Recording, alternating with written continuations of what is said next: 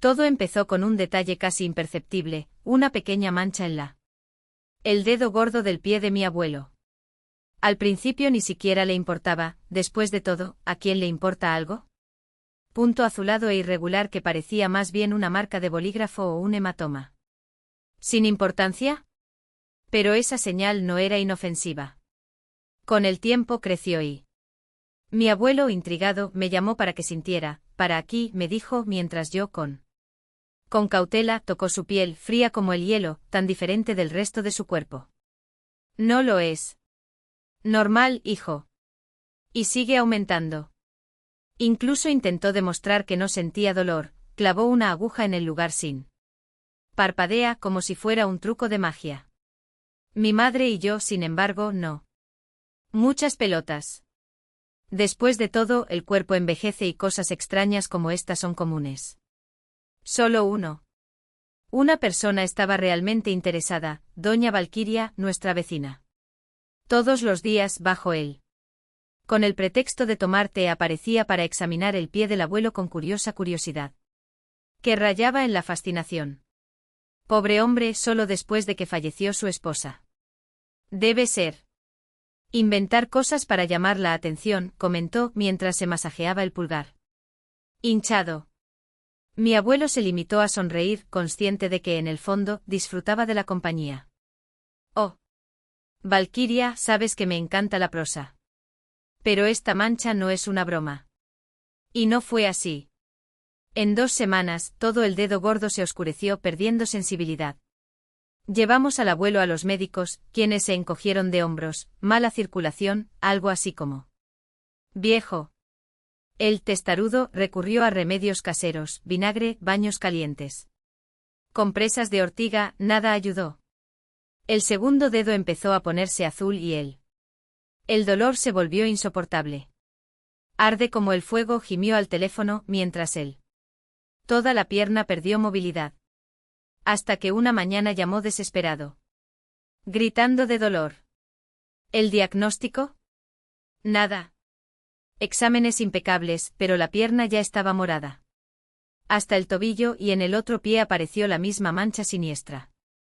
Ya no siento mis piernas, repitió mientras los médicos intentaban ponerlo de pie. Y se caía como un muñeco de trapo. Es como hielo derritiéndose. Dentro de los huesos, suave, informe. Cuando la gangrena subió más allá de las rodillas. Había una opción, amputaron. Mi madre y yo nos mudamos al campo. Decidido a cuidar de él. Doña Valquiria ofreció, déjamelo a mí, muchacho. Tú. Mamá necesita quedarse con Yuri en la ciudad, el colegio, los amigos. Pero mi madre fue firme. El hijo cuida del padre. Yo me encargo del mío. Los días se prolongaron. Mi madre reorganizó la casa, la puso en una cama de hospital. En la habitación del abuelo y dormí en el viejo sofá junto a él, listo para cualquier cosa. Emergencia. Pero ella era la que necesitaba ayuda. ¿Estás pálida, mamá? ¿No duermes? Es solo que estoy cansado, hijo. Me palpita un poco la cabeza. Hasta que un día su cara se hinchó. El ojo izquierdo rojo, la mejilla deformada. Es el diente, se debe haber inflamado. Mintió mientras el dolor irradiaba por su cabeza. Vamos al médico ahora. Insistí. Iré mañana, prometió, pero por la noche la fiebre subió. El ojo parecía a punto de romperse. Explosión. No me mires, soy horrible, escondió su rostro. Me desperté con sus sollozos ahogados. En el dormitorio se retorcía en el sofá gimiendo. Mi abuelo, desesperado, intentó despertarla a María. María. Le toqué el hombro y ella luchó como si estuviera ardiendo. Cuando vi su cabello, la mitad quedó en él. Funda de almohada, en hebras desiguales, como si algo las hubiera arrancado. La piel del costado. El lado izquierdo de su rostro estaba cubierto de ampollas, y sus dientes, algunos se cayeron, esparcidos entre los hilos de sangre sobre la almohada. Grité. Ella también. De terror. La ambulancia se la llevó esa noche. Me quedé con el abuelo. A los 12 años, yo Pensé que podría cuidar de él hasta que todo estuviera solucionado. Tu padre está con tu madre en la ciudad. Alguien tiene que quedarse aquí, justifiqué mientras servía el desayuno. Fue entonces cuando me fijé en la funda de la almohada, manchas rosadas de sangre mezcladas con saliva, mechones de pelo y... Se me revolvió el estómago, 2 dientes. Los dientes de mi madre. Un cuidador local llegó para ayudar.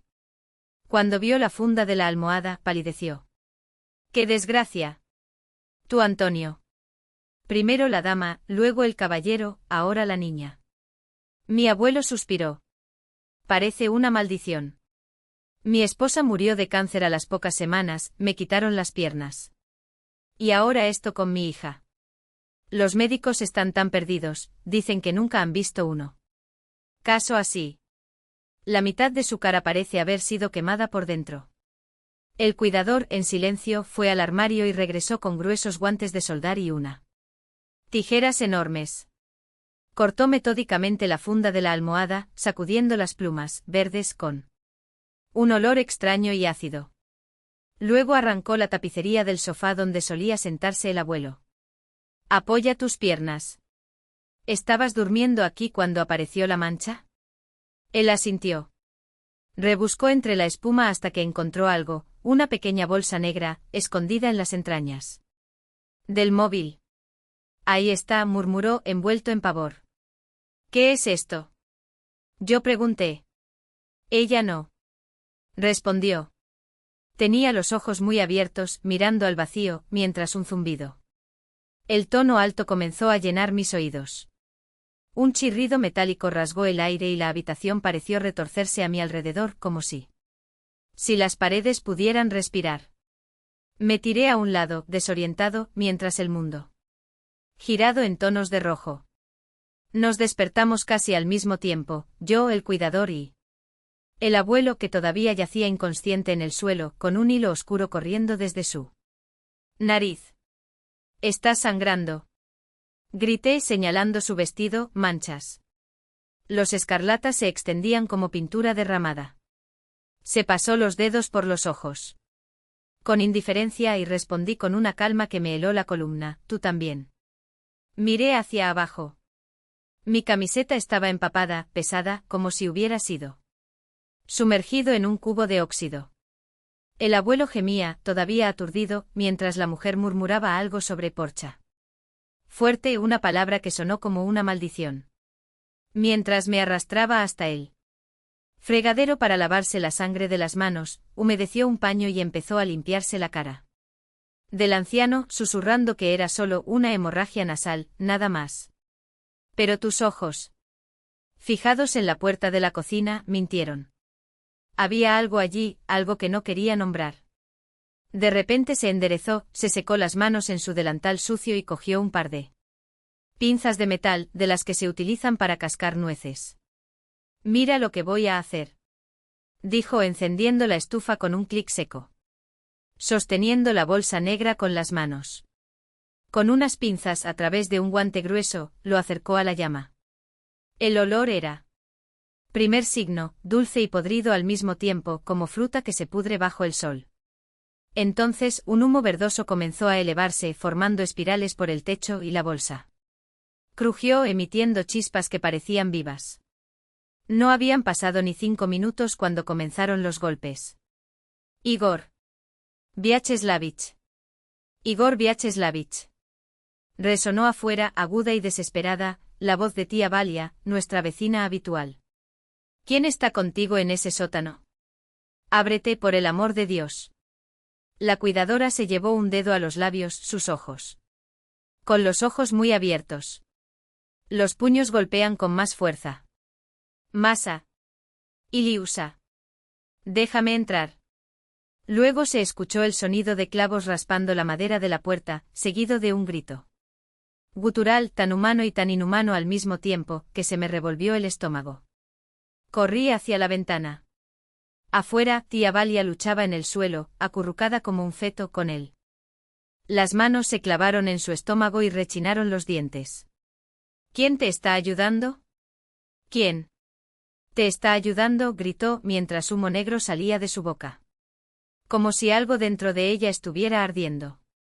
Cuando la ambulancia finalmente llegó, ya era tarde. El informe diría más tarde que sus órganos internos se habían derretido. Aunque la piel permaneció intacta. Y en su estómago encontraron un pequeño bolsa negra idéntica a la que ardía en nuestras manos. Había días así. Días en los que el aire era pesado como el plomo y las sombras se movían. Cuando nadie miraba. Los adultos los reconocieron por señas que yo no entendí. Un olor en el viento, la forma en que los pájaros de repente se callaron, la forma en que la luz del sol no me parecía adecuada, como si se filtrara a través de algo sucio. Esas noches la familia. Reunidos a la fuerza, el abuelo y mi padre arrastraron el tablero de ajedrez, las damas, la lotería. Mientras mi madre y mi abuela cocinaban platos que olían a infancia, pero cuyo los sabores se perdieron en la garganta. Comimos bajo el cerezo, riéndonos demasiado fuerte. Hablando demasiado rápido, como si el ruido pudiera ahuyentar lo que acechaba detrás. Afuera. Pero nadie se equivocó. Las sonrisas se estiraron, los ojos estaban vidriosos. Mi padre contaba chistes que a nadie le parecían graciosos. Mi abuela cortaba el pan con las manos. Temblor. Y cuando necesitaban salir, porque solo era seguro en coche, se preparaban. Como para una guerra, puertas cerradas, ventanas selladas, un silencio tenso que duró hasta que arrancó el motor. Odiaba esos días. 10 veces al mes el mundo se redujo hasta los límites de nuestro jardín y se me prohibió traspasar la cerca. Lo intenté una vez. Mi padre me dio la única paliza que recibí. Era uno de esos días engañosamente soleados, en los que el cielo parecía pintado y los pájaros cantaron como si nada pasara. Mi pelota rodó hacia la puerta y yo, como cualquier niño, corría tras él. No tenía intención de irme. Solo quería atraparla antes de que se fuera. Tarde. Pero cuando me agaché, ella estaba allí. Al otro lado de la valla, una niña, o lo que parecía una niña, me estaba mirando. Debajo de un pañuelo atado alrededor de la barbilla. Tus ojos, pequeños y brillantes como cuentas de vidrio, clavadas en mí con una rabia tan pura que todo mi cuerpo se congeló. No fue el hecho de que ella estuviera fuera en un día como ese. Ni siquiera era el camino. Como sus dedos, delgados y nudosos como raíces, se aferraban a las tablas de la puerta. Era la edad. Cuanto más miraba, más se deformaba y arrugaba su rostro. Como papel quemado, hasta que no quedó nada más que una criatura encorvada. Una cosa antigua y furiosa, más pequeña que yo pero 1000 veces más terrible. Sasa, ¿qué pasa? La voz de mi madre cortó el aire. Me doy la vuelta tan rápido que casi me caigo apretando la pelota contra mi pecho como si pudiera protegerme. Cuando miré hacia atrás, mi madre estaba en la ventana, con los nudillos blancos de tanto estar presionado contra el alféizar. Ella me atrajo hacia adentro, me abrazó con una fuerza que le dolió y susurró, fue solo tu imaginación, cariño. Pero sentí tu corazón golpeando como un martillo. Y supo, sin lugar a dudas, que ella lo había visto todo. Después de ese día, nunca más me acerqué a la puerta en días prohibidos. Y me di cuenta. Con un escalofrío como ninguno de mi familia lo hizo. Las manzanas en los árboles juntas. Hasta la valla se pudrieron donde cayeron. Las rosas junto a la puerta se marchitaron sin. Nadie los eligió. Solo después de 10 días, y el aire empezó a oler de nuevo. La tierra húmeda, no la dulce podredumbre, es que la vida reanudó su curso. Hasta la próxima. Al escuchar esa llamada, me volví y vi a Anton parado al otro lado de la cerca. Uno. Chico de mi edad, más o menos, pero con algo mal. Sasa, ven y dale. Un paseo, dijo como si fuera la cosa más natural del mundo. Pero todos sabíamos. Lo cual no fue así. No en aquellos días.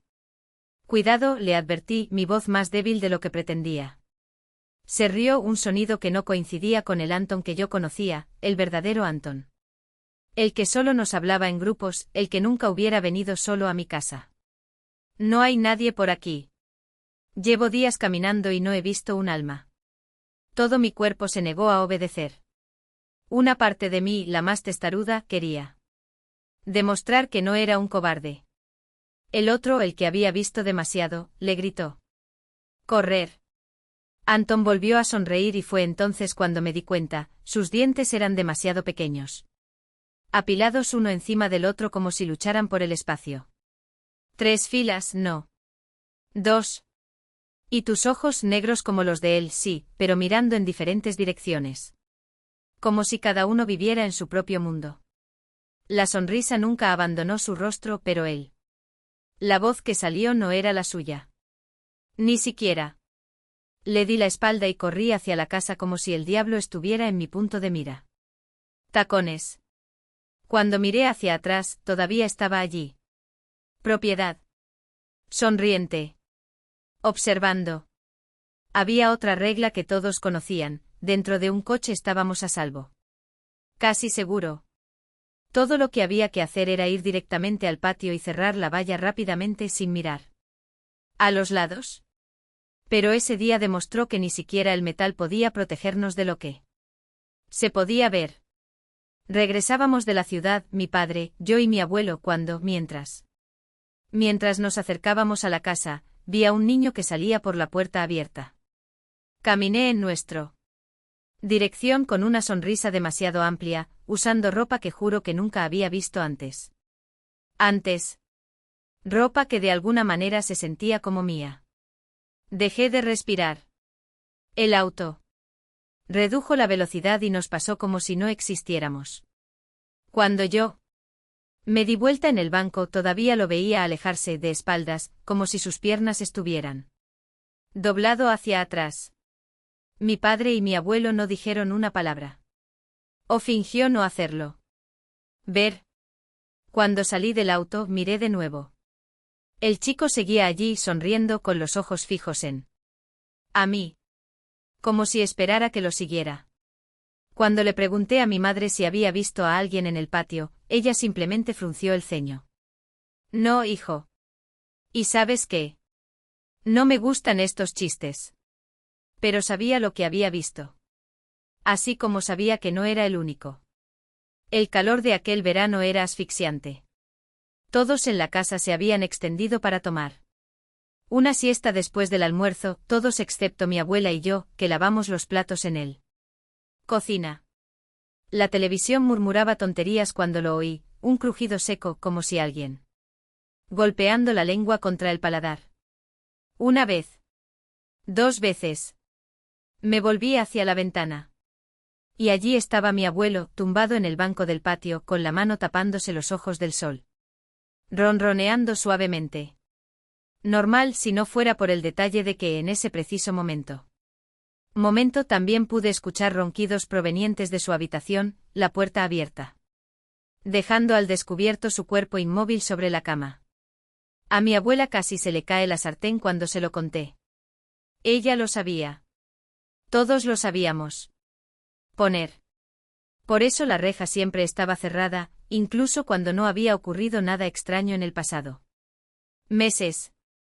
Quienes deambulaban por las calles en aquellos días no podían abrir ni un solo simple gancho de madera a menos que ya estuvieran dentro. Y una vez dentro, no salieron. No por la forma en que habían entrado.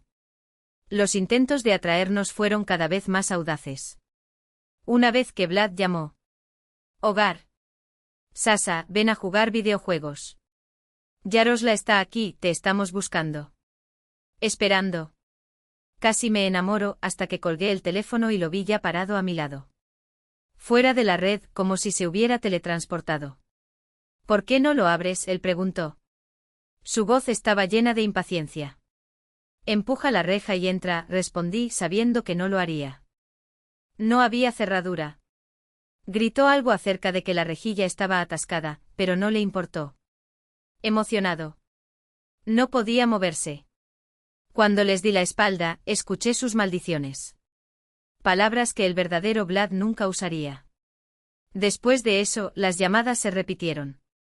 Yaroslav, Vlad e incluso Anton nuevamente, todos con voces que sonaban casi bien, pero nunca del todo bien. Mis verdaderos amigos. Recibieron las mismas llamadas solo de mí.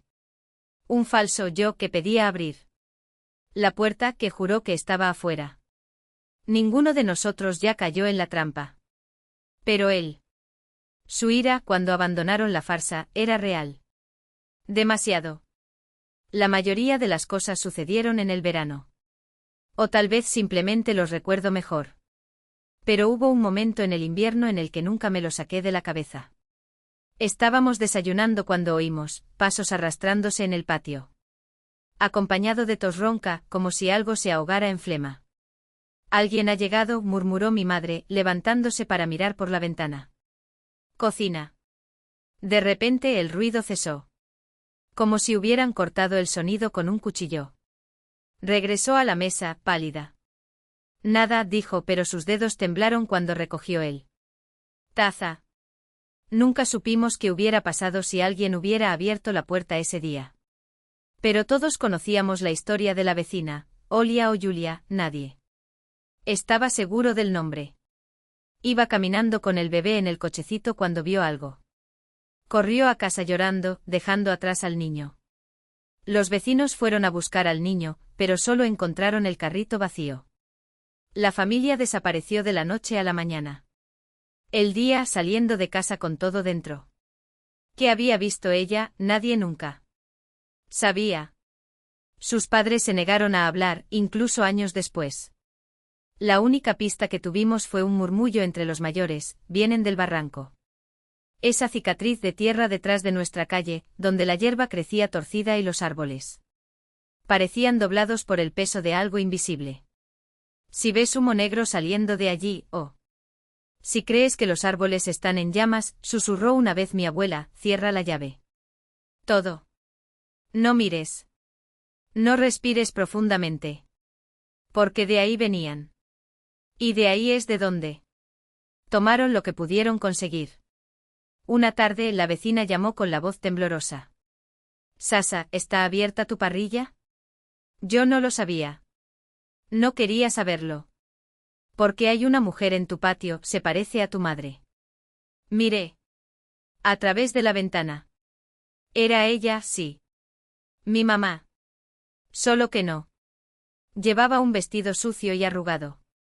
Que nunca había visto. Se detuvo de repente, se agachó y empezó a cavar en la tierra. Con las manos como un animal. Fue entonces cuando escuché la verdadera voz de mi madre en el teléfono. Cortando el aire, cierra todas las puertas, hijo. No se las abras a nadie. Ella se irá. Solo. No fue miedo lo que sentí. Era algo peor, la certeza de que si quisiera, podría. Para salir. Podía seguir a quienes llamaban mi nombre con voces prestadas.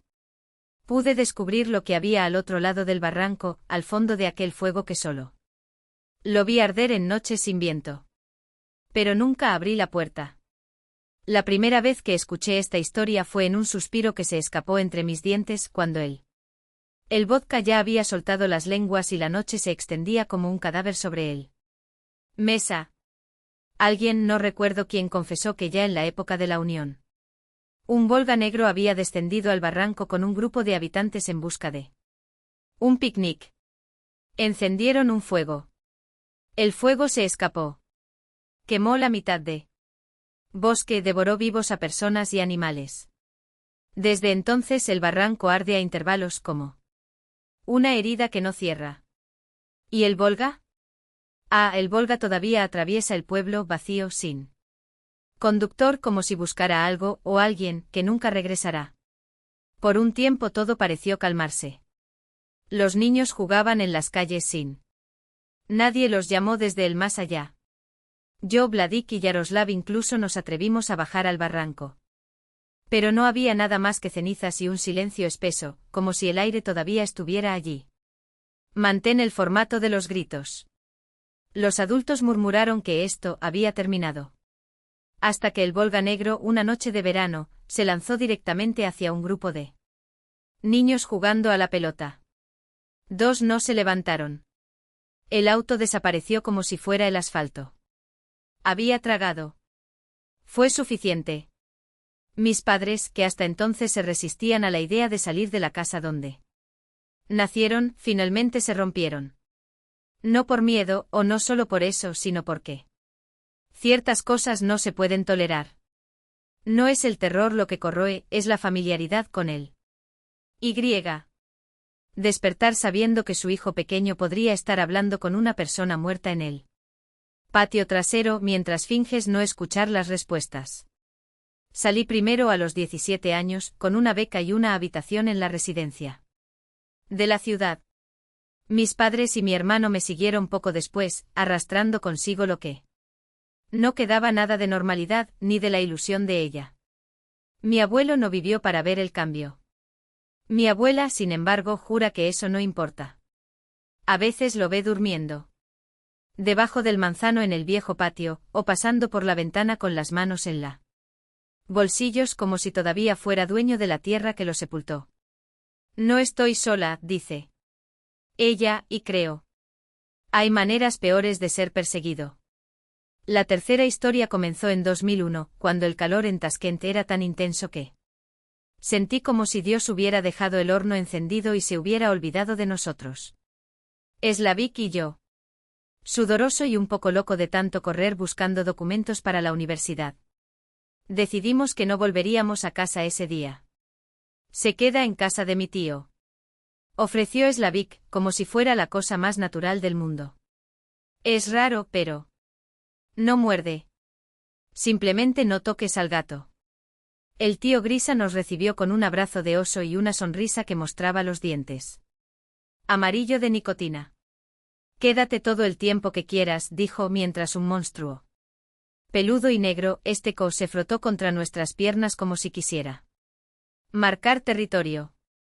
Lo único extraño en el apartamento, además del gato ronroneando como un motor diésel, estaban los iconos religiosos colgados en cada pared y encima de la cama del tío Grisa, una espada.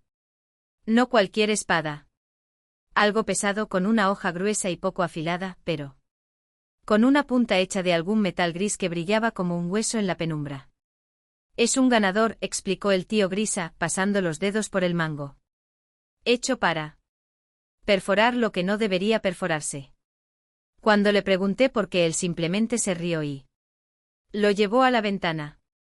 Abajo a lo lejos se extendía como un diente podrido un pequeño cementerio abandonado. Cruces torcidas, lápidas caídas, hierba demasiado alta para ser natural. Ah, fue todo eso. Logré decir. Slavik me dio un codazo y me advirtió sin palabras, no preguntes. Por la noche, después de unas cuantas botellas de vino barato y de historias que iban desde chistes, casos de pesca sucios a dudosos, la conversación giró hacia lo que siempre resulta. Cuando hay un cementerio afuera y una espada colgada en la pared. Y me acerqué al hacha, lo siento, la espada, y fingí que no estaba contando los números. Pasos hacia la ventana. No te preocupes, muchacho, se rió el tío Grisa, encendiendo otro cigarrillo. Ellos son pacífico aquí. A menos que los provoques. Sopló humo hacia él. Cristal, donde las sombras de las cruces se movían como dedos. Pero si quieres, puedes. Duerme con la espada a tu lado. Por seguridad. No fui estúpido. Sabía que seguridad, en ese contexto, era solo otra palabra. Por el ilusionismo. Pero cuando empezaron las historias del tío Grisa, y siempre comenzó después del tercer vaso, incluso el escéptico más empedernido sería sorprendido. Escuchando. Era el 73, dijo, su voz arrastrando las sílabas como si sacara algo pesado de lo más profundo de su memoria. Acababa de regresar del ejército. Mujeres hermosas, fuertes. Me miraban en la calle. Él se rió, pero no había alegría en ese sonido. Yo trabajaba en fábrica de aviones. Vivía con mi madre cerca del antiguo zoológico, no de este nuevo. Lleno de plástico, pero el real, donde los animales olían a sangre y tierra. El tío Grisa tomó un largo trago, como si necesitara coraje para continuar. Todas las noches corría. No por deporte, no. Por costumbre. Por necesidad. Hasta Una noche en el callejón cercano a la granja, vi a Alicer, un buen chico, hijo de profesores, pasear al perro. Un boxeador enorme, de esos que babean y gruñen con solo. Mírate. Aplastó la colilla del cigarrillo en el cenicero y por un segundo, la habitación quedó tan silencio que puedes escuchar tu propio corazón. De repente un grito. No un grito. Un aullido. Una mujer, allí en el monte pidiendo ayuda.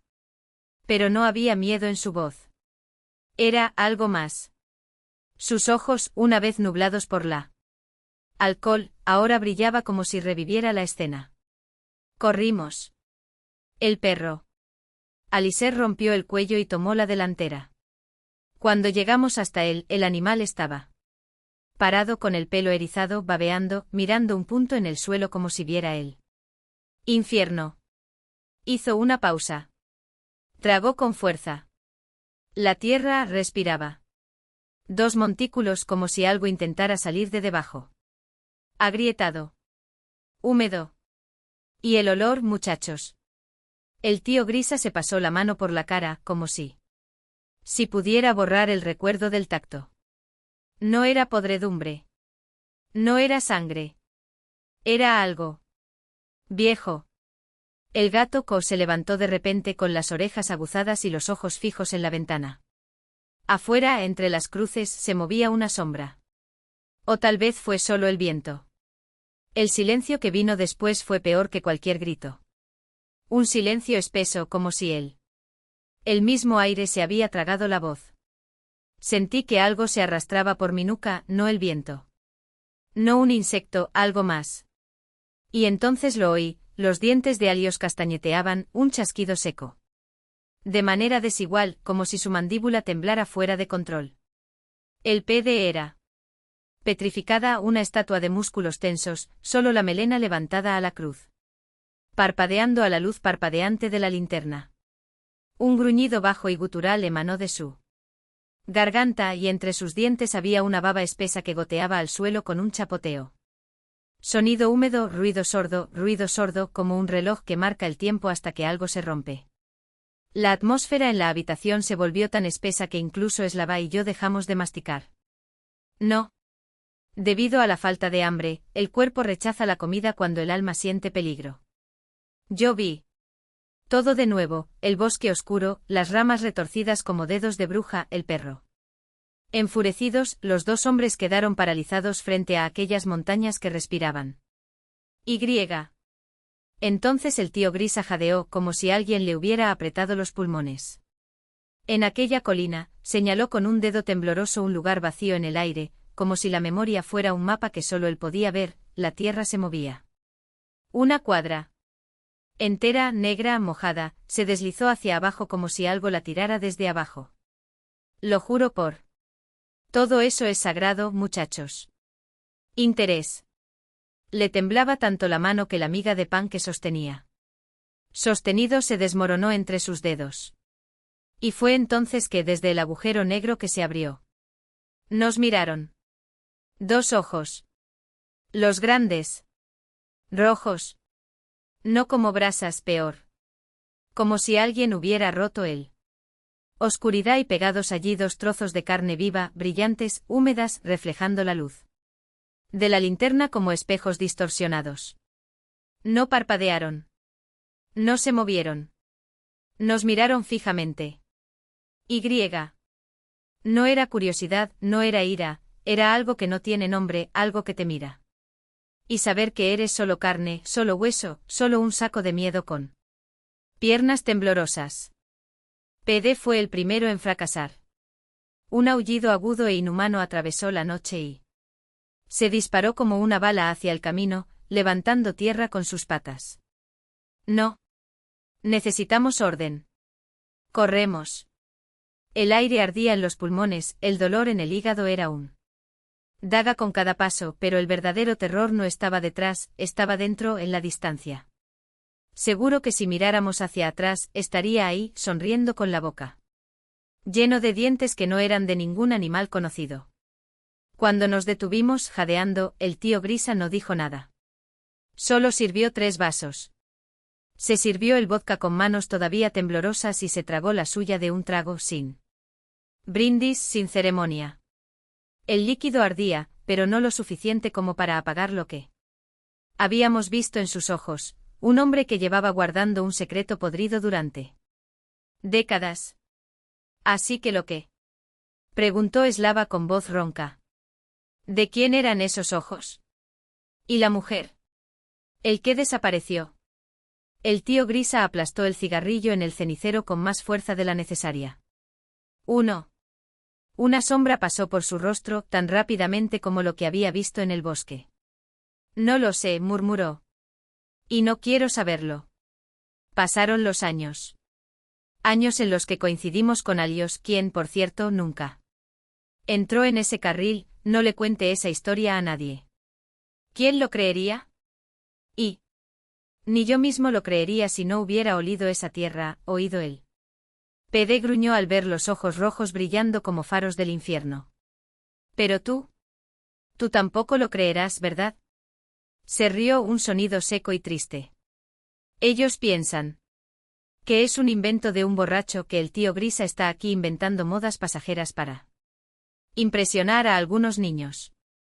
Nosotros lo creemos, mentí, porque eso era lo que se esperaba. Pero Slava, el traidor, miró hacia un lado y lo supe, él tampoco lo creía. No precisamente.